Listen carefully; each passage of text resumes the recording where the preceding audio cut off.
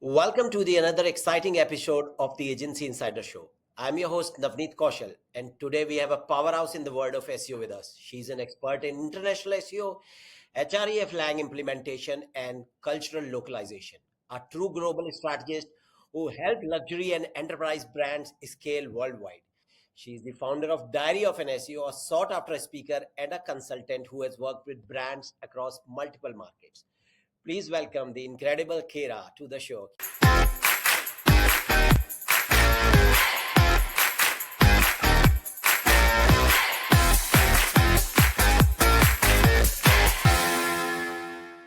Kira, great to Hi. have you here.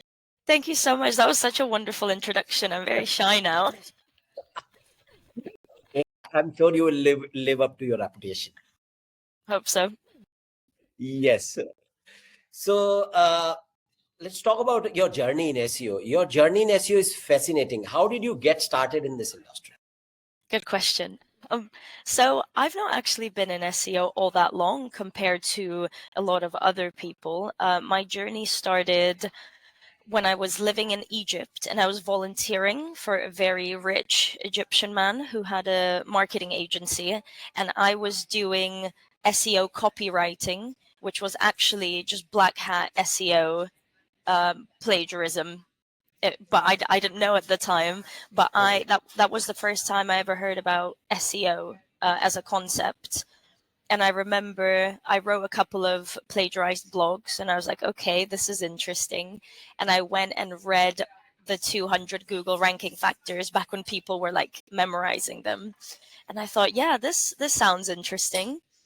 And it kind of just I got sucked into it from there. I don't remember how I really got into it, but that was the catalyst, and that was around 4 years ago. So it wasn't very long at all. And ever since then, really all I do is read about SEO, do SEO, and yeah. Of course, and Diary of an SEO. And yeah, exactly. And that's how that was born. But it started, the name Diary of an SEO started as just an Instagram page. I just wanted something for myself where I'd post my journey, and it just grew into something so much bigger than I ever thought it would. Right. So is there a mission behind the Diary of an SEO now? Yeah, I mean, the core has stayed. So I do want to have a community and build just a better understanding around SEO and have people record their journeys from start to finish. So I think the name really reflects who we are as a company as well.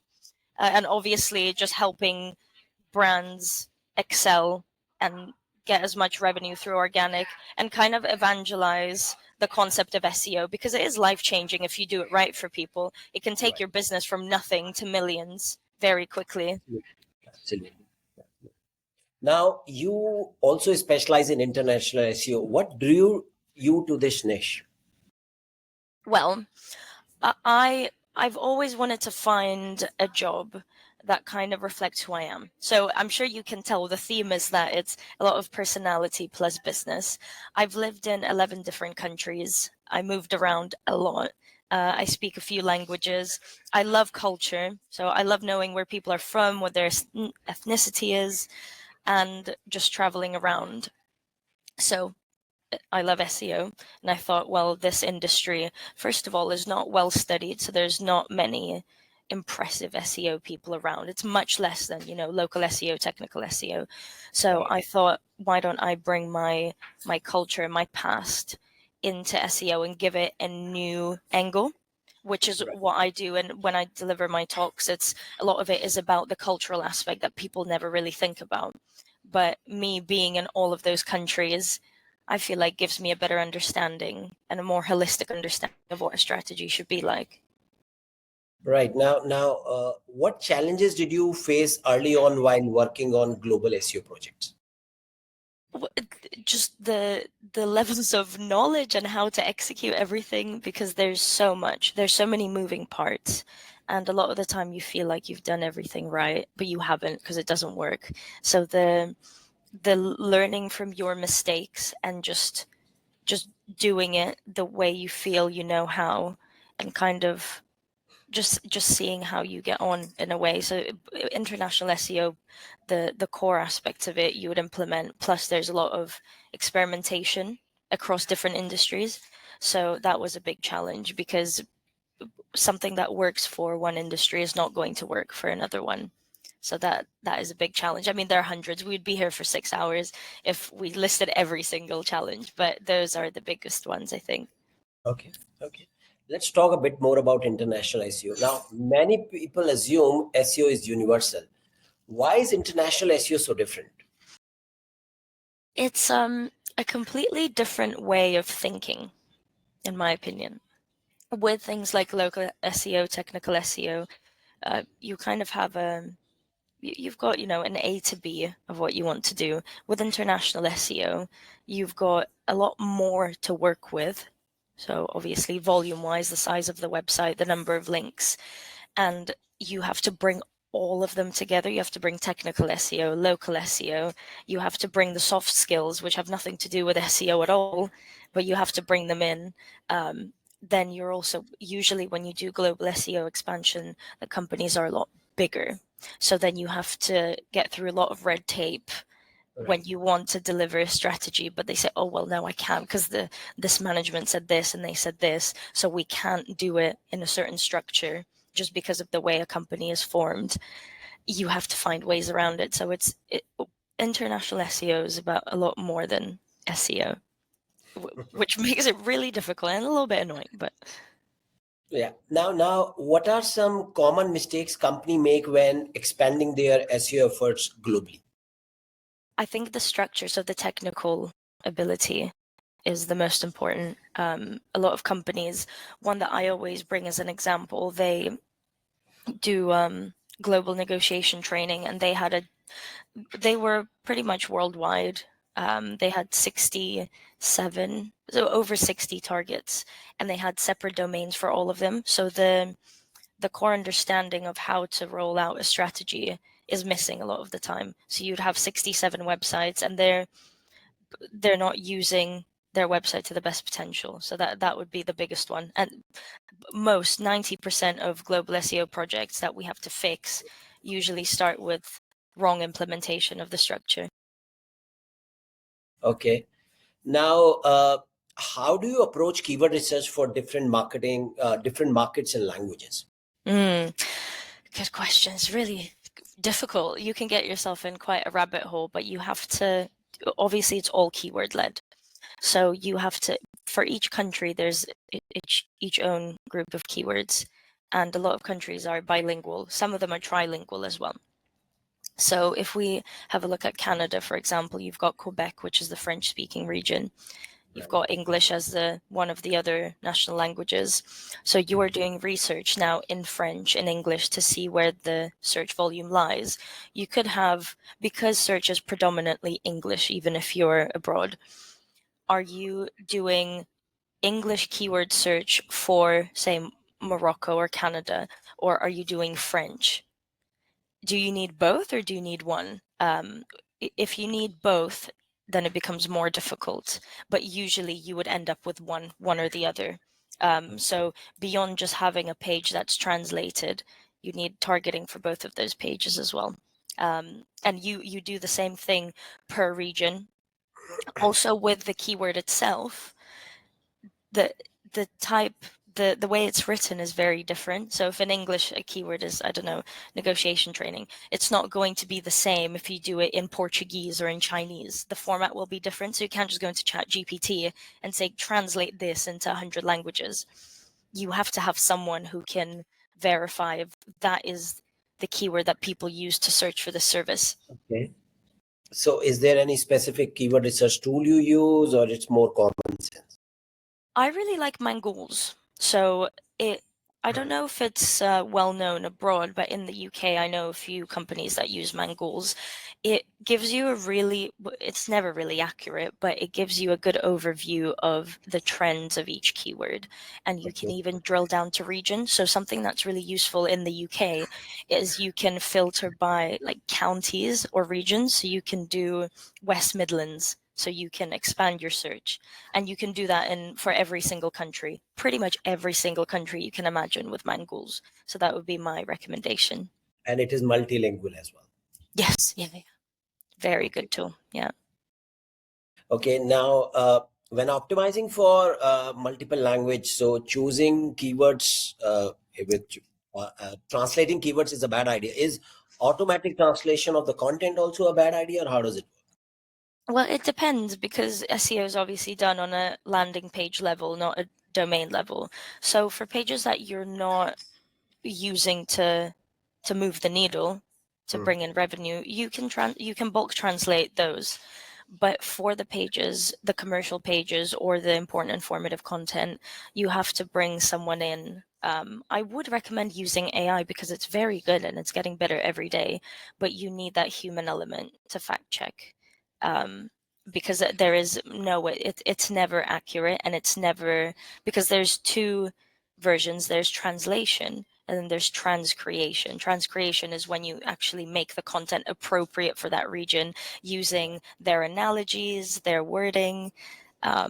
So it's important to have a healthy mix and kind of have a bit of critical thinking with how you're doing it. But the way we put it into compartments is, if this page doesn't matter for us, we can bulk translate, or even the Google plugin, just if people need to understand what's going on. But a commercial page, I would never, ever do Google Translate or just Chat GPT Translate. You have to put in the work for those. Now, how do you handle content translation and localization at a scale? Is there? I mean, AI is a big one. If you have a good system, if you do the start with AI, then it goes through a human translator to check and make sure that everything's correct. Okay. If you're doing it at scale, as in say hundreds of thousands of pages, then you would need to use AI. You would need to use things like Zapier to, I'm sure everyone uses it now, to make your life a little bit easier, and to automate that process, because there's no way you're doing it manually. So usually if it's something that has hundreds of thousands of pages, you just do a automated system, and then you check. The manual checks have to happen, and then you check them in bulk based on the importance. So we do tier 1, 2, and 3 regions, and the tiers are broken into how much search volume there is and what the conversion intent is for each region. So obviously the thing that's going to bring you the most money has to get the most attention. And that's how we do it. That process is a lot longer, but the automation obviously doesn't take a long time. Okay, let's talk a little bit more about languages. And of course, you mentioned culture is also important Mm. when it comes to international SEO. Now, Mm. beyond keywords, how do cultural nuances affect at SEO strategy? That is such an overlooked area, for me at least, because it starts with translating. I brought this up at the India SEO conference, that KFC did a campaign and their slogan is finger licking good. And then China replicated it one-to-one translation, and it ended up being you will eat all your fingers, or something really weird like that. So that is a really good example of how, right? So you would think they would check and do a little bit of transcreation, but they didn't. And that, obviously it's never really that bad, but it happens. Um, so that's a really important bit that you need to take into account. Then culture, in terms of the people that you're targeting. So you put them into groups. So I compartmentalize what I feel, and obviously what research shows is the cultural behavior of each region. So European countries would be more similar to each other. Then you've got the Africas, you've got Middle East, you've got Central Asia, you've got Southeast Asia. All of those regions have their own culture. Right. So you have to put them into what kind of people are they. So, for example, a lot of the Indian population, they're very family oriented. So, I was saying in the beginning of our call that the culture is so friendly and amazing and welcoming. You have to use that information and make sure that your content is to their liking. So again, if you're doing a negotiation course or something along the lines and you're trying to cater to the Indian population, you would make sure that the way that the training is structured or the way that you use the wording on that page is interesting to them. So if I'm from India and I'm very family oriented and I really care about a solution that makes us both happy, for example, in corporate negotiation training, I need to deliver that thought to people. If you're trying to sell to an American a lot of the time, so again, I want to say that I'm not generalizing, but this is just some examples that we've picked up, is that for them it's more about capital. So the the no splitting the different solution, so I take it all kind of thing. So you have to keep that in mind as well. And there's so many countries, and each place has its own little unique nuance. So if you do want to do some research on different demographics, you can use Google Scholar. Google Scholar has been publicly available for many years, and you can find market research on purchasing behavior of many different countries. So they usually compare it as they do to the US dollar. So it's country versus America. But a lot of us know what Americans are like. So it's quite helpful to see the difference. Right, right. So, and is how do search behavior varies between markets like US, UK, and Asia? I understand the family. Mm. How does search behavior varies? That's a good one. So UK, US, in the UK, there's a lot more of the informative side. So yeah, I've noticed that in the UK, it's how to, where to, why is this the best, why is this. In the US, it's very factual and revenue driven. So again, like the capitalist mindset. So it would be how the value of your car goes up X amounts if you service it every year. So that kind of title would be a lot more useful.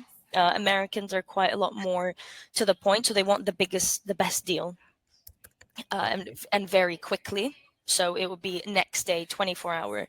In the UK, people tend to think a little bit more of what they want to buy, so you have to be more patient with the purchasing process with them. Okay. So the content is usually a little bit longer, but it's a bit more informative. Okay. Now, many brands struggle with HREF lang tags. Can you break down the best practices? Mm, So to be honest, hreflang, if you're doing it manually, that's when it gets really tricky. But I know that, well, most websites are built on WordPress, Magento, Shopify, Strapi, all the main ones that we know. And all of them have very comprehensive international tools. So the popular ones are WordPress multi-language on WordPress. We've got Polylang and we've got Weaklot. Those are the three main ones for WordPress. And Okay. all of the most other major CMS platforms, they all have their own tools. So if hreflang was quite scary before, it's completely automated now. So you really don't have to worry too much about the manual implementation of it. If you do decide to do it manually, so there are tools like hreflang Builder, where you can build out an hreflang sitemap.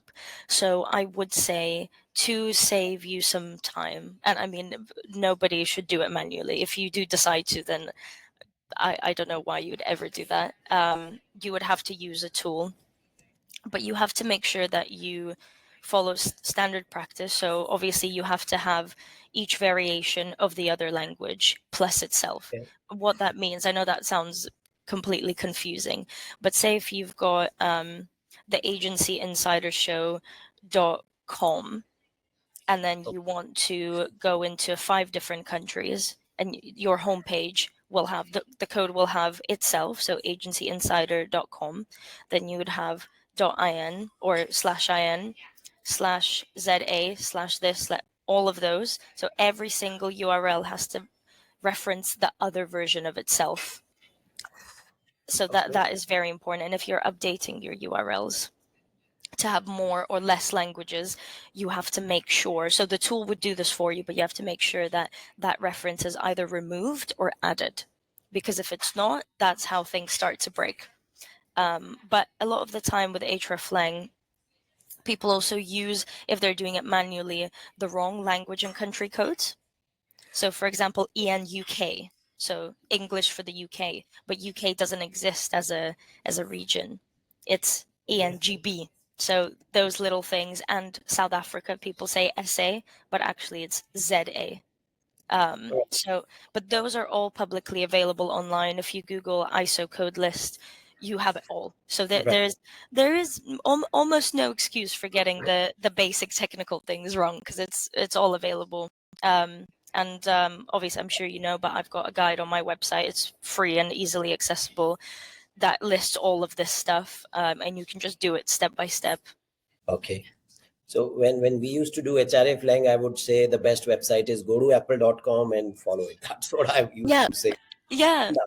Yes, simple. Exactly. Yeah, I think it's the patience is quite an important factor, and if you just sit there and you look and then you do that and you follow the instructions, you won't get it wrong. The unpopular opinion, but the basic technical side of things is probably the easiest thing you will do with international SEO. It's the slightly softer skills and then the expansion that gets really difficult. But getting it right now, especially in 2025, is not going to be very difficult to get it right. I Yeah. agree. Yeah. Let's talk a little bit about technical SEO for global outreach, global reach as well. Now, Mm. what other are the other key technical aspects for international SEO that brand overlooks? That brands overlook. I would say the indexing slash the no indexing of a lot of their pages. Mhm. So I see this a lot on e-commerce websites, because with e-commerce you don't have to have every page indexed. It's not Right. just for e-commerce, but a lot of the time brands, something that I said in the beginning about SEO being on a landing page level instead of a domain level, people don't really seem to do that a lot. So they've indexed every single page on the website. It's wasting your crawl budget. It's wasting your time. This is not a technical SEO bit, but every page is translated with a team. That wastes a lot of your resources. And because you've got your hreflang, if you do decide to no index them, you've got an hreflang pointing to a no index page, and that starts to cause a lot of problems. So that's another thing, based on your previous question of technical SEO mistakes and what's overlooked. If you've got an hreflang pointing to a no index page, that tends to be quite a confusing factor. So you need to make sure in the beginning, don't index pages that aren't serving you. And if you do decide to no index after you hear me say it, make sure you've just removed the hreflang as well. Right. Now, how do you handle geo-targeting versus language targeting? So, one way you said, of course, using the correct EN or correct ISO codes. So, is there another way, method? Yeah, so if you're doing regions, again, it's all keyword led. So what drives our decision a lot of the time, well, 100% of the time, is what the search is like in all of those regions. We've sometimes seen that really strange things happen in terms of visibility for regions, things that shouldn't really make sense. This is more of a local example, but it shouldn't really make sense. I worked with a local company, and they were catering to southern England. So for Google, it does understand, but southern England is not something that people use in their metadata or their content. They would say like Bristol or Bath or something like that.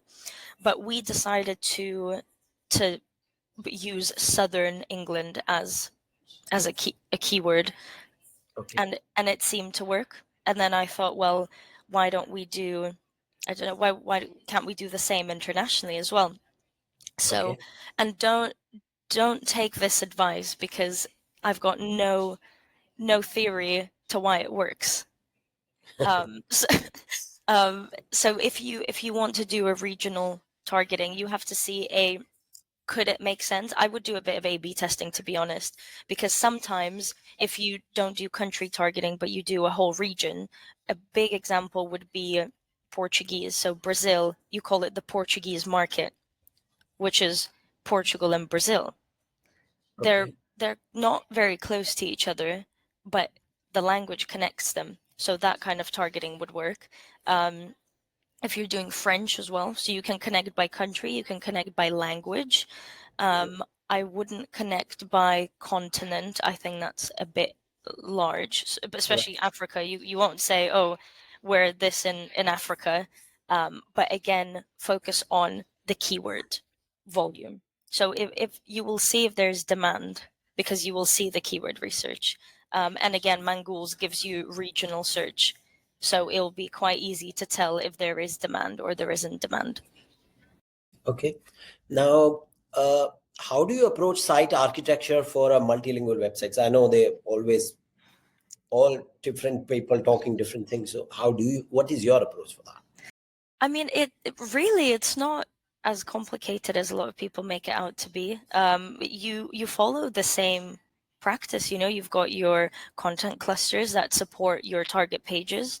One thing that I would also do is link informative content that's been translated into multiple versions. So this is something that people don't really do as much. So if you've got a page in French and then you've got the informative content in French, Spanish, and German, link that all on the same page as well. So you can interlink content because you're showing Google that this is similar content. It's related to each other in multiple languages. So all you're really doing is building a spider web logically to help Google crawl your Right. site. But again, the structure would vary for e-commerce or like a medical website, for example. But we would always do commercial page, then we'll possibly have some informative content or supporting cluster content. So it just builds out a little hierarchy. And within that, we're interlinking the different variations of translated pages. And I do want to just say one more thing that came into my mind in terms of the technical aspect. Is your best bet is to add all of the pages, all the variations via sitemap implementation. That is the quickest way that you're going to get all your pages crawled because they're all there. So instead of, I've seen people have different little sitemaps all over the place. Have one sitemap, have all of those pages there, then you can have all your international versions referenced as quickly as possible. Okay. Now, are IP redirect still a good strategy or they are outdated? Mm, It depends. I personally don't like them that much because so if you look at Jeep.com, the car Okay. company, they Right. do this really well. So they do kind of have IP redirects, but so I'm Googling Jeep India from the UK. I can access Jeep India straight away, but it says, looks like you're searching from the UK, would you like to switch or would you like to stay on this version? It Right. just pops up like a thing. And that gives me a choice. Do I want to stay or do I want to go? For example, what if my dad lives in India and I want to buy him a Jeep? I should be able to access whatever I want to access. So I don't think it's a good idea. I worked with a website. It was part of Manchester Airport. It was like a big parking website, and they did IP redirects. You would not be able to access. It would even override your VPN. Like it was really intense. You can't access anywhere other than where you're sat.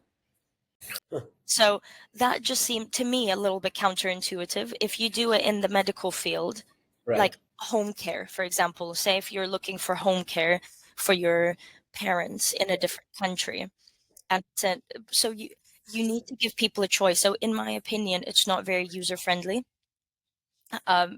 Or you can have those little pop-ups say, I see that you're searching from this country. Do you want to stay or do you want to go?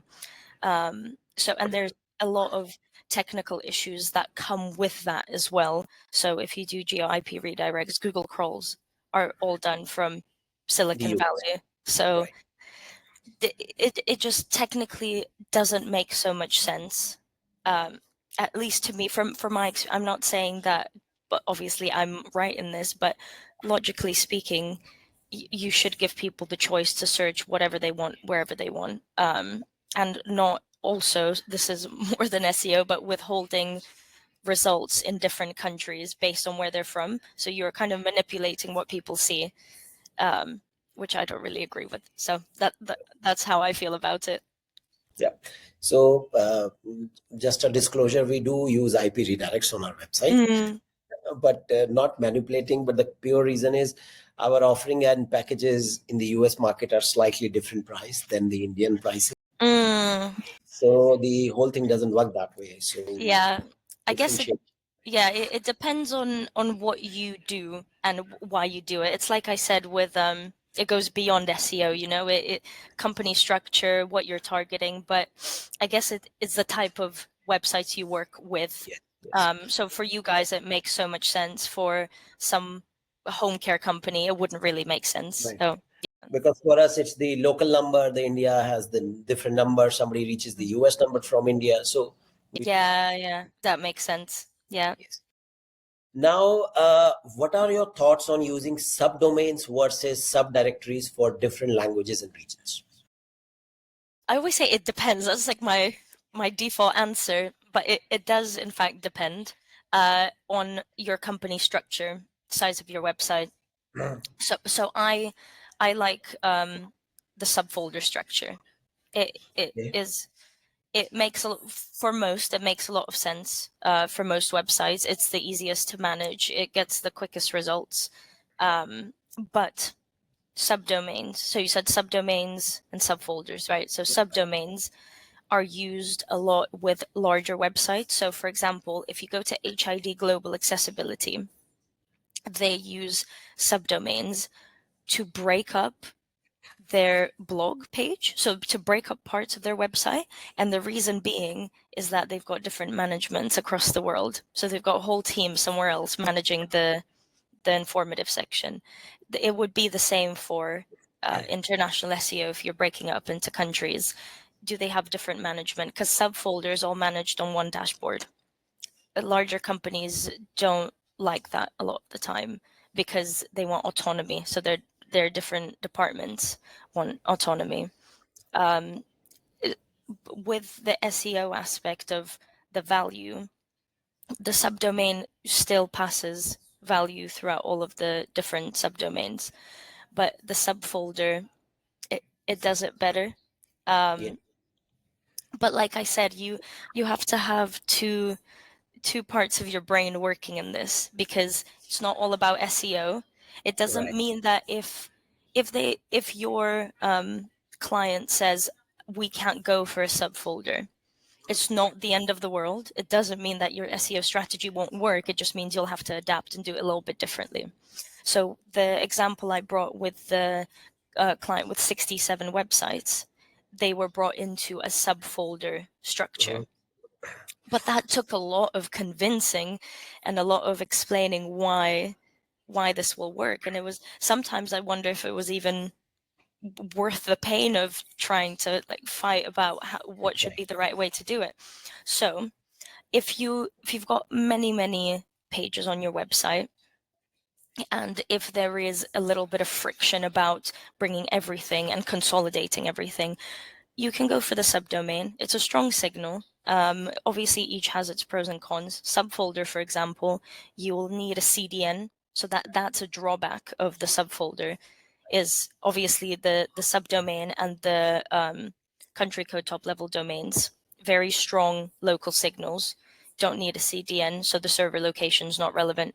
For subfolder, you have to have a CDN, because if your server, say, is in the UK, but you've got what's really far away, New Zealand. If you've got a subfolder in New Zealand, you can't just leave it all to fate to decide how long it will take to load.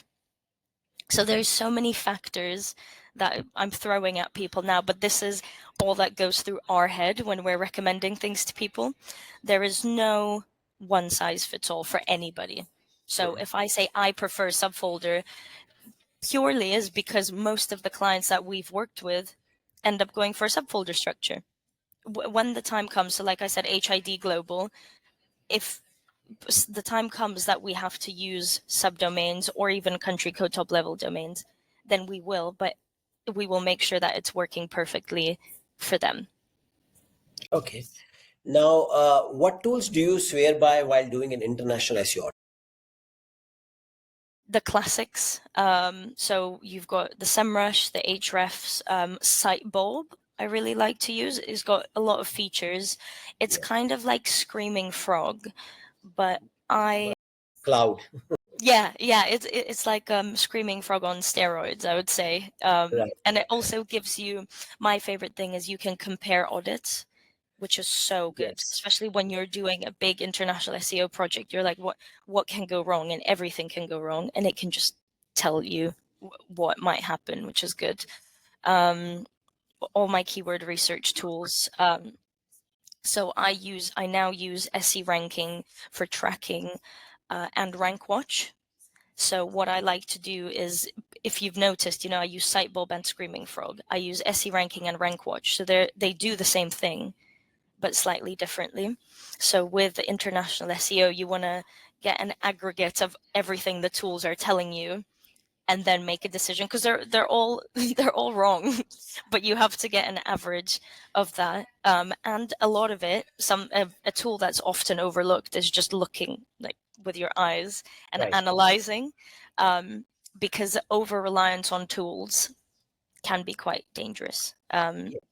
So we do a lot of manual work as well, especially for the language aspect, but for technical, Sitebulb all the way. Yes. Now let's talk a little bit about international SEO for agencies. Now, many agencies struggle with scaling international SEO services. So, what's your advice? Mm, so, good question. What is my advice? I think kind of just doing. This is probably going to be such disappointing advice, but start small. You can start with expanding into one country, but with every expansion, you learn a little bit more. I would also say do free overviews for people if you're trying to scale first, depending on the size of the agency, obviously. But if you're introducing the service, Mhm. people get quite skeptical because international SEO is really expensive. And I'm not saying it shouldn't be, it should be very expensive, Right. uh, Right. very labor intensive. But I would say if someone comes to you with international SEO questions, don't withhold information. This could be a bit counterintuitive because I've noticed SEO people, they say, oh, well, I'm not going to tell you everything until you pay me or something like that, which I I don't agree with. So anyone who ever asks me anything about SEO, I give that information to them for free. So we never charge for any of that. The reason is that no one's going to do it themselves. Bless you. No one's going to do it themselves. You can tell them and they'll say, yeah, wow, okay, great, I'll go home and do it. And then 2 months later, they're like, I'm not going to do it. Can you do it? And that someone who told me that in the beginning when I first started was Ferry. Ferry from what is it? Click Intelligence, yes, or Search Intelligence. Search He, and yes, search. that's the one. He said, so when I did my first talk in Vietnam, I was getting advice from all of the really impressive people, and he said, give all your information away for free because no one will do it themselves and no one will do it better than you, even if they learn everything that you've just said. And that is the reason, well, part of the reasons why Ferry's so successful on LinkedIn and as a business person. He gives it all away for free. He never gatekeeps. He never says things like, oh, well, pay me and then I'll give you my secrets or something. So that is your way in. You only really need one lucky break with international SEO to then get a good review and then continue doing it more and more. Right. Right. Right. And I absolutely resonate with the idea that more you give free. I mean, I've seen people go to the conferences, take notes, but I hardly believe that. In fact, some of the time we don't go back and implement half of Yeah, it. Pay somebody to do it. So yeah. exactly. Yes, because you're a business person and you know your time is valuable and someone else will probably do their Yeah. expert field better. Yeah. Yes. Yeah. Now, what are the best pricing strategies for international SEO consulting? I know you mentioned it's expensive, but what are Mm. the best pricing strategies? Well, the way we do it is it depends on how many countries you're trying to get into. It depends where you are in your journey. So let's say if you're kind of established already. So we price on a by country basis. So if you want to expand into 5 countries versus 67 countries, the price is going to be very different. It also depends on if you want local links, so the volume of what you're delivering.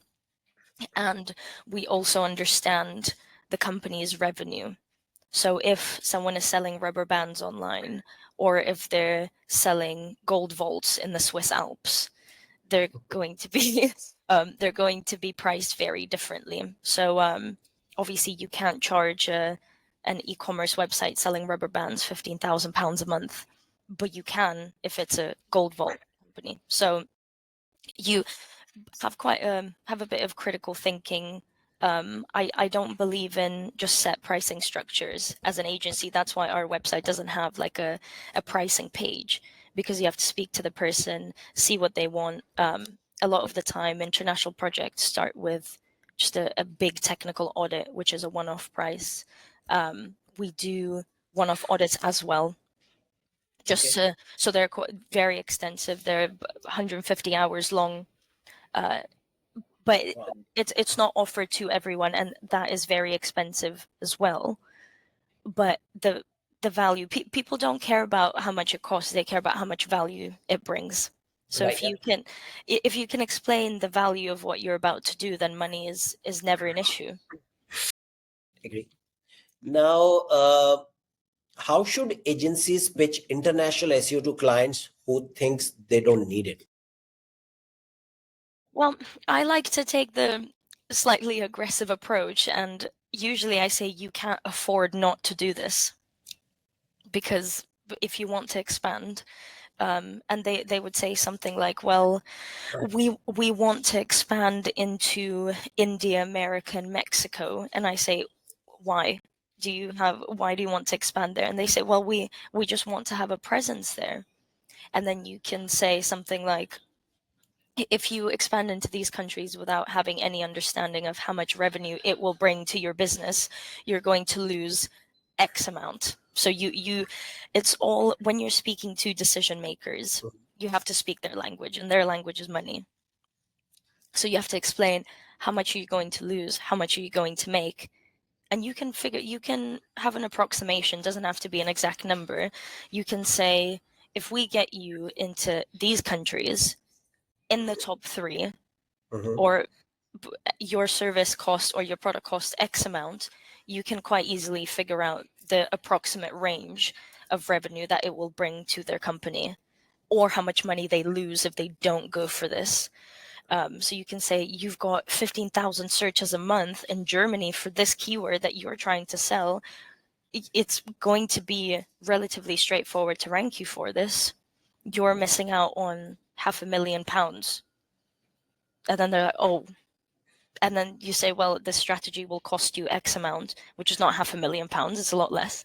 And all of a sudden it just clicks with them. But if you come in with the mindset that you're truly adding value with SEO, which we are, I know there's a lot of skepticism from companies, because there's a lot of scammy SEOs. People think that we're just trying to take their money. But if you Yeah. show them how much money they can make, then it's no conversation. There's never concern. They say, how do I start? Like, we need to start yesterday. So there, yeah. Now, one follow-up question. Now let's say if there are two things when people decide, okay, I want to have my international SEO for an English website or a Spanish website. So Mm. now Spanish is not a language which is just spoken in Spain. So Mm. the pricing, when you say you charge by per country, is this valid when you are talking about languages as well? Well, kind of. So if it's things like Spain or Portugal, Brazil, so similar language, again, this would be an audit type of situation before we decide the pricing structure. Sometimes the audit doesn't have to be a full-on 150-hour audit. Just as long as we're fair to the client and we're fair to ourselves with how much time it's going Okay. to take. So there's no we don't really see a point of, like, I don't know, overcharging, or like really focusing on the financials for us. We just want to deliver the most value. So if I see we're targeting Spanish as a language, still you're going to have multiple subfolders because a lot of people speak Spanish around the world. So we'll have to see what subfolders we need, and what dialects as well, because Spanish is spoken differently. And then we see how much work that will take, Right. and then we decide. So it's all how much time we're spending on it, and how difficult it is to get there. Now, of course, because a lot of people speak Spanish in the US, and a lot of Mm. clients, they say, okay, I want the English website as well as the Spanish SEO, but it's more focused towards the US. So does your approach changes while not if somebody's just optimizing for, let's say, Portugal and Spain and Brazil, and somebody's saying US, just the languages, but for the US audience? Yeah, of course, because there's you can have English speakers, so English speakers in the US, and you can have Spanish speakers in the US. That's very, very common. Right. That's usually, it would look like the agency insidershow.com/ENUS and then /ESUS. Yeah. Because you've got quite a big Mexican population in the States. So that Right. is the way it will look. A good example, I haven't actually looked at how successful the strategy is, but the breakdown on the website of White Press is quite decent. So they do it by so everyone knows White Press, the link building company. They do it quite well with the language and country in the URL. So like ENUS, ESUS, and then you target the demographic that way. That's where AI comes in quite well. So you can have you can even have a dynamic page if you want. If you look at the search volume, if there's a lot of search for Spanish and English, you can have multiple variations of that page. If you link them together, make it Right. as easy as possible for people to see what they want, then it is quite straightforward. Now let's about international SEO, the link building part. So let's Mm. say, and also before that, one more question to what you we were talking. Now let's say if a client comes to you and for a language which you do not have expertise on, how do you go ahead doing the international SEO for that language? So if there is ever a time where I don't feel that we can deliver to the best potential for the client, we don't take the job. So I want to be very realistic, and I think I urge everyone to be that way, um, because we're all learning, and we always want to deliver the best of the best. Right. So if I'll get on to if I do feel like I can do it, but first, if I don't, if I have a look and it's something, you know, you get intuition. You're like, I'm really not sure I could, or I want to get involved. It gives me anxiety or something like that.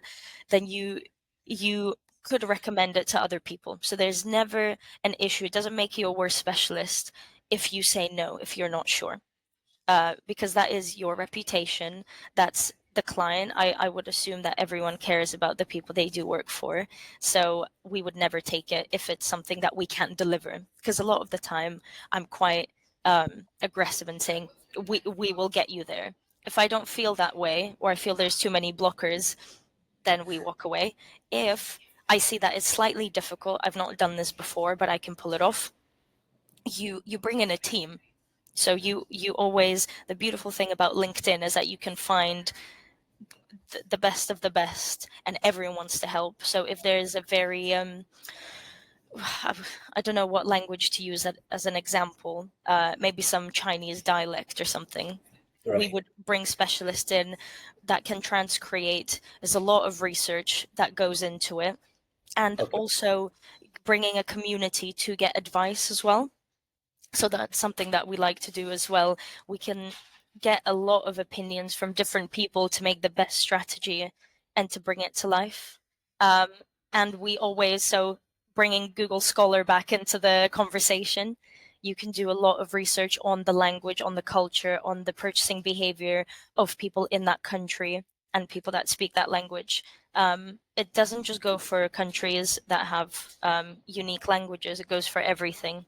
So I'm hoping that maybe in 10, 15 years, I would have read up on every single country, every single language. I'm only in the beginning of the journey, but it is really interesting as well. I think the more we know about other cultures and countries, the better specialists we become, especially international SEOs.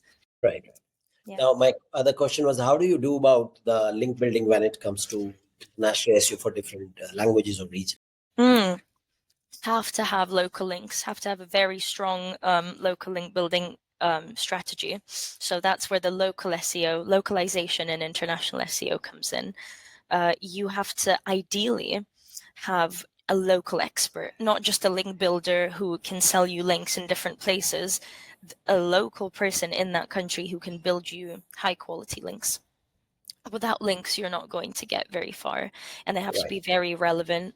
This is mission impossible a lot of the time, but if you're trying to go after quite a relevant keyword, try to get a link. So it's called digital profiling.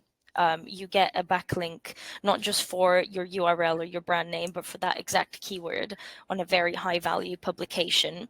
It's really hard, but one of those links, if you get I don't know, let's take an example of bathroom wall panels.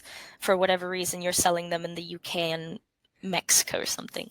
If you get a publication that's, I don't know, 70 DR, and if you can get a bathroom wall panels anchor text on this publication, then that is like a celebration. So you want to try to get as many links of that type, especially when you're starting out, because how strong a signal is that if you're getting exact anchors on high value publications? But imagine if you have it for 60, 70 countries. So then you have to prioritize because you can't build for 60 countries at a time. Right. Now, how do you, of course, there are a lot of things when people talk about the Google algorithm works differently for English language and differently for some other language. Or Mm. let's say it is easier to manipulate or change or play with the algorithm when it comes to different languages. So Mm. how true is this? I mean, I'm not sure if it is that easy, to be honest. I know that search is the best in like the West, and by the best I mean there's most of us situated around these areas. I know search has gone downhill altogether, but the English search is the strongest. So if you start Googling things in Singapore, in Mexico, in Russia on Google, it it's not anywhere near. I know people complain about our search, but it's not been taken care of in other places. So I wouldn't say manipulating is the right word to use in my opinion. I would say that people, if you make an effort in those countries, you will probably rank very quickly. Because Okay. there's yeah. So I might have said manipulative is wrong. What I meant is Mm. that which is the easiest language or country to rank in? Mm. Yeah. What? I have no idea. Um, uh, probably the one where there's the least SEO people. I don't know which one that is. Okay.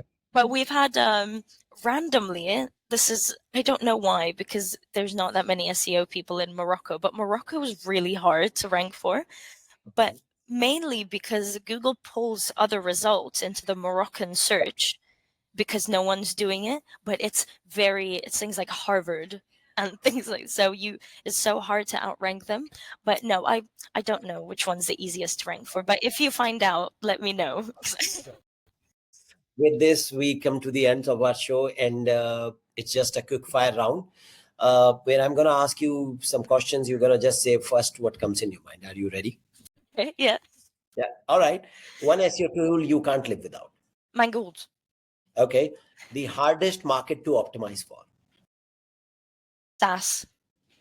Hardest market. Okay. Yeah. Uh, Biggest SEO trend for 2025, you think? AI optimization. Okay. One word to describe Google algorithm. Terrible. Your favorite SEO conference to speak at. No comment. That's on the record. My goodness. Yeah, no comment. Okay. Okay. Okay. What one final piece of advice you would give to marketers looking to go global? This is not a rapid question. Yeah. Go global. God, my heart rate has gone up so much from those quick fires. um, okay, to go global, my advice would be just go for it. Don't A lot of especially the ones getting into it for the first time, are really scared. They think I have to know everything before I even touch a global SEO strategy. You learn by doing, and there is no way you will mess things up that much that you'll never do it again. So just be brave, do your research, and try make mistakes, because that's how you get better. Okay. Now, where can people connect with you and learn more about your work? LinkedIn would be lovely. Just my name, Kira Khoroshilova. And you can go to my website, which is diaryofanseo.com. Okay. So that's a wrap on today's episode. Huge thanks to Kira for sharing such insightful Thank you strategies so on much. international SEO. And if you find value in this, make sure to subscribe to the Agency Insider Show and leave us a review. Thank you. Until next time, keep optimizing and keep growing. See you soon. Thank you. Thank you so much. Bye.